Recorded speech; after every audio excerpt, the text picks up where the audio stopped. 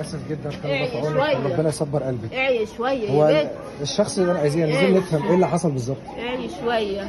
هو كان عليه فلوس نفقه يا اخويا، هو كان عليه فلوس نفقه ومش عايز يدفعها، عايز يردها يرجعها لها عشان يسقط عليه فلوس النفقه.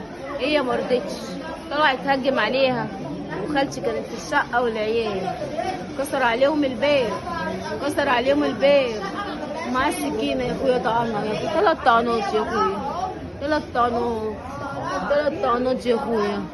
البنت ما حطتش النفس، ما لحقتش توصل، ما لحقتش توصل، ما لحقتش توصل. الكلام ده حصل قدام امها وقدام عيالها؟ قدام امها. كان هيرمي البت من الشباك، هي مسكت البت راح جاي ضاربها في ظهرها.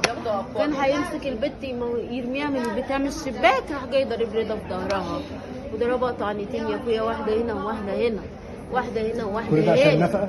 عشان النفقه وعشان مغلول ان هي مش عايزه ترجع له. هو مش مطلقه، دي على ذمته، بس هو ما بيصرفش بقاله ياما قوي يا اخويا مش بيصرف، فرفعت نفقه، رفعت نفقه. كان في مشاكل قديمه بينهم مثلا؟ كان في مشاكل واتطلقوا ورجعوا. وهو اصلا قريبنا، ده ابن عم امها، ابن امه تبقى بنت عم امها، امه تبقى بنت عم امه. هو قريبنا، ده مهندس، هو مجنون، ده مهندس.